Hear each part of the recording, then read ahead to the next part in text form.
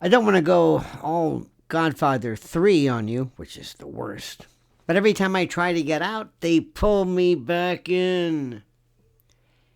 Every time I've done the ultimate, I think the quintessential video or whatever this thing is that I'm doing, every time I figure I've done it. Finally, we're going to put an end to this. We can move on. There's no more Candace. That's it. We've exhausted this. Thank you. Good night. Been a great trip. Something else comes up. Now we have Laura Loomer versus Alex Jones versus Candace. What the hell is going on? Let me explain. And by the way, I love this because it's like a soap opera plot. It just gets more. Everybody's jumping on it. Everybody's got to get in on this. Why? Because she's the hottest ticket in town. Because if they really wanted to show her, if they really said, okay, let's teach her a lesson. Let's teach old Candy a lesson. You know what they would do? They would do nothing. They would say, come on, put on your bad witnesses, put on your fake flight logs or Egyptian conspiracies, and we'll be there when the truth comes through. But no, they want to stop it before it happens. Why? Why are you concerned with that? What did you want to say? Shh, let her put it on. And when these fellows implode, what are you going to do? So anyway, what this episode really shows, stripped of the chest beating and the social media scrums and all of this theater, but what it really shows is not some clean reckoning or dealing with the facts, but a breakdown in trust and hierarchy and relevance. And Candace Owens, again, sits at the center of it, not because she engineered the chaos, but because she refuses to submit to the informal authority structures that once kept everyone else in line. And she's not asking them for permission to put on this evidence, which could be complete and total bullshit. Could be.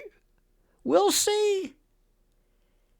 But, nobody ever went to Alex and said, Alex, don't put this on. You're wrong about the gay frogs. I use that as an example. He was right about that. But nobody ever says, hey, Laura, don't bring this up about, Milo. Or nobody ever does that. They always sit back and they say, just wait. Let him step on that landmine. But this time, they want to stop her because the evidence will show that her witnesses and her evidence are nothing, and then they're going to, well, wait. What are you worried about? It's weird. But she refuses to act. She's ignoring them. She says, I'm going to put on whatever I want. And they're saying, in essence, you can't do this. And now Laura Loomer, who's she's a flamethrower. She is great. She is, this is NWA, 60s wrestling, Gordon Soley and Harley Race and Dusty Rhodes. This is heat. She comes in there and says, hey, Alex, I was the one who taught you, kid. And Alex says, I've been here for 31 years. You did. Wait a minute. You brought me into this? You didn't bring me into it. Oh, yes, I did. And now they're, and Candace is sitting in the middle thinking, this is beautiful. But remember, coming back to her refusal is to ask for permission is what turned this disagreement into a public unraveling. Because Laura Loomer, stepping forward to claim credit for some private conversation allegedly causing Alex Jones to see the light. Candace is some kind of malicious, outlier. The story was never about clarifying the truth. It was about asserting influence, about planting a flag and saying, I moved the needle. I shaped the narrative. I mattered here. And Alex Jones immediately rejecting that claim and insisting his criticism came from his own independent research into inconsistencies and the like surrounding Mitch Snow's account in particular. All of that only reinforces the deeper issue, which is that there is no longer the case of this adjudicating facts, but about who gets to be seen as the authority, who decides which voices are legitimate and which are radioactive, and who's lying and who's not to be believed. That's what this is about.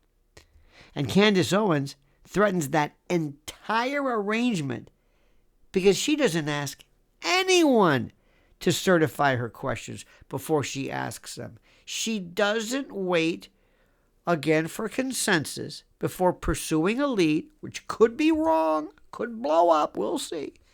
And she doesn't retreat simply because other personalities grow uncomfortable with where an inquiry points. Again, do you ever know, or have you ever seen anything of so many people being so concerned about Candace not making a mistake? Don't put that guy on.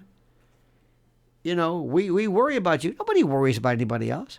Oh, it's fascinating. Now, at the center of the current flare-up is Mitch Snow's, whoever he is. I don't know. You'll find out. His account, which is an unverified eyewitness claim involving Erica Kirk and a security contractor allegedly seen at an Arizona Army base prior to Charlie Kirk's death. A claim that Candace apparently discussed publicly while emphasizing it came from a source she was evaluating, not a conclusion she was demanding that others accept.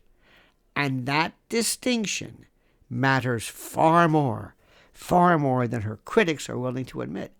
Because journalism, remember that, real journalism has always involved airing claims while making clear what is known, what is alleged, and what remains unproven.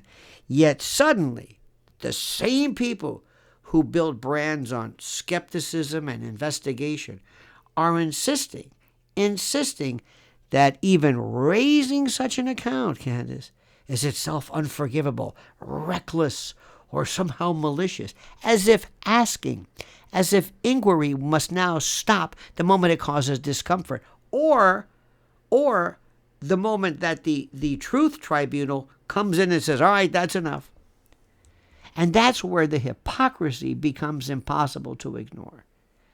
Alex Jones, whom I have told you repeatedly is the paterfamilias, the OG. He is it, the Cronkite, the Murrow, the Isaac Newton of everything that we do. Alex Jones citing flight logs and alibis and timeline inconsistencies as reasons to doubt Snow's credibility it's not illegitimate on its face, and Candace herself has acknowledged the importance of corroboration. But what transformed this into a spectacle was not Jones challenging the claim. It was the escalation into motive accusations, into assertions of premeditated manipulation, into language designed not to rebut, but to delegitimize. And Laura Loomer's decision to publicly frame herself as the catalyst, the source, the genesis, the inspiration for Alex Jones's shift, that only poured gasoline on an otherwise already combustible, volatile situation, because it recast and reset a factual dispute as some kind of a loyalty drama, with each figure jockeying for moral and strategic high ground, while Candace remained notably restrained by comparison, continuing to question, to listen, and to say, okay, and to let the process unfold as her numbers, as her focus, as her importance, as her centrality in the universe is cemented. She did that rather than declaring victory or demanding obedience or whatever it was. She's like this. What gets lost in the noise is that there was no any kind of independent verification of Snow's story at this time. There will be. Something tells me don't be surprised if he is just completely eviscerated, but we'll see. Because this isn't about him. It's not about him. He's the subject matter. It's about the peripheral reaction. But this is something that Candace's critics, by the way, repeat loudly, while ignoring that Candace herself has never claimed otherwise. She's not arguing this. And that gap between what she actually says and what her detractors accuse her of saying is the entire story here. Because she is not being punished, not for asserting falsehoods as settled fact, but for refusing to preemptively shut down any investigation because powerful people demand it. And that's why the reaction has been so disproportionate, so emotional, so revealing. Because people who are confident in their position do not behave this way.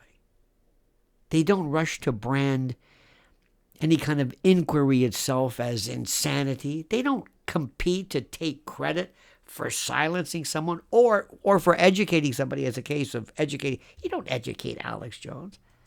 And they don't frame disagreement as proof of some kind of moral or intellectual corruption.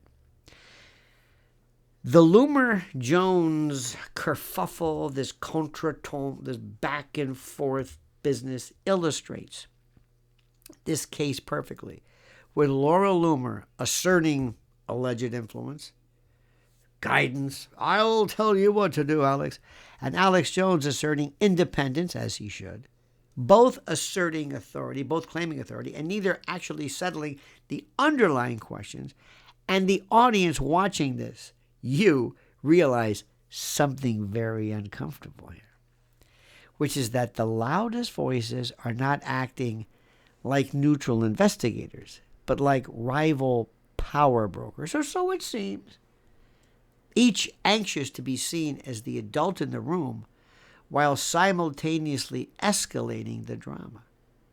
And Candace Owens, by contrast, is treated as the problem. Oh, she's the problem, precisely because she doesn't play that game. She doesn't need to be crowned by Loomer or disavowed by Alex to maintain relevance, because her relationship with her audience bypasses that entire,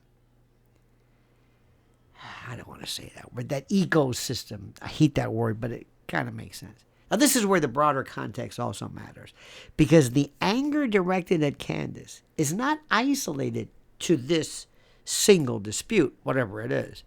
It's layered atop existing tensions involving her scrutiny of Turning Point USA leadership. Oh no! TPUSA, don't! And Erica Kirk, no, no! Don't you dare question her. It's about her willingness to question institutional loyalty, her refusal to toe the line on Israel-related narratives. Oh, that's where this started from. She never got that script, apparently, and apparently doesn't care to abide by it.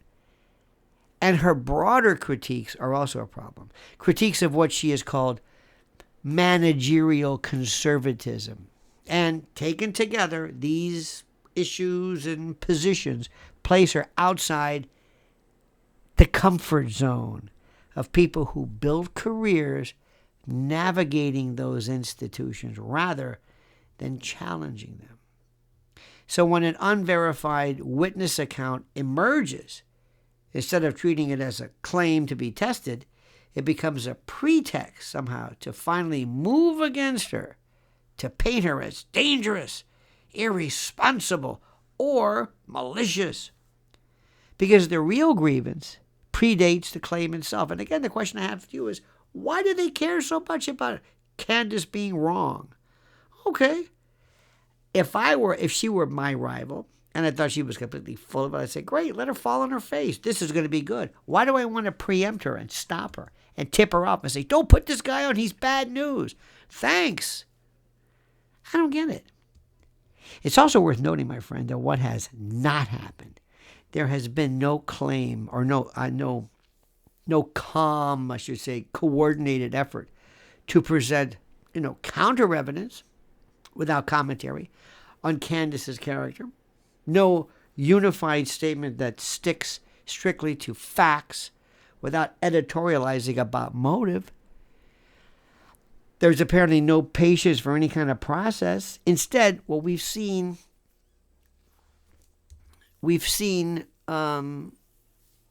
quote tweets and insinuations and implications and declarations of psyops and an open rivalry, over who really exposed whom. But all of this only strengthens Candace's position in the eyes of an audience that has grown deeply suspicious of this performance certainty, this kabuki dance. Look at this. Oh, look, here they come again, all concerned. Sometimes it's an act. It's a work, to use a wrestling term. Because you, my friend, and I, and we viewers, we remember how often absolute confidence has been used to shut down questions that later turned out to matter. You see, the irony, my friend, the irony is that Candace's critics keep insisting that this is about responsibility while behaving in ways that kind of undermine their own credibility. Because responsibility looks like restraint. It looks like acknowledging and recognizing uncertainty. But it looks like separating skepticism from character assassination. And it also looks like allowing space for more investigation without demanding exile. And yet what we see instead is a rush to the strongest possible language. Malicious, insane, psyop, premeditated, words designed to close the conversation rather than clarify it. And once that happens, then the argument is already lost. Because audiences, I think, instinctively understand that when the language escalates faster than the evidence, then the driving force is fear. And this is why Candace Owens continues to gain rather than lose ground through episodes like this. Because she's not asking the audience to accept her conclusions yet. She's asking them to watch the process, to see who remains composed, to see who turns out to be legit, to see if the evidence pans out. People who invite scrutiny, who tolerate disagreement, but also to see who panics when their control seems to slip. And in that comparison, the outcome isn't flattering for those who are attacking her, because they look invested in preserving their status rather than discovering truth, while she looks invested in asking questions. Others would prefer remain unasked. Why do you think they want her to stop asking questions about TPUSA? You think it's this Mitch dude himself? No. It's the subject matter. Shut it down. You don't question our Erica. You don't. Why? Why do you think? Why would you want to protect her? Why is everybody against her? Maybe realizing the fact that she should have never taken the stage. Nicki Minaj, don't get me started with that one. Now, the internal conservative rifts here that this exposes are not about ideology so much as a structure, about whether influence flows through these groups or directly to individuals, whether this legitimacy is granted by networks of insiders and donors, or is it earned in public view. And the question also is whether this investigation and inquiry are allowed only when it stays small. And Candace represents the threat of investigation at scale, which is why even unverified claims become intolerable when she discusses them, while similar speculation from less independent figures is tolerated or ignored. You see, none of this means every claim aired deserves belief. Absolutely not. And Candace herself has said as much. But belief has never been the standard for whether a question may be asked. And anyone pretending otherwise is rewriting the rules in real time to suit their own discomfort, And that is exactly what audiences are reacting against. Because they have seen this movie before. They know how it ends, and they no longer trust those who insist that silence is the same thing as responsibility. No, absolutely not.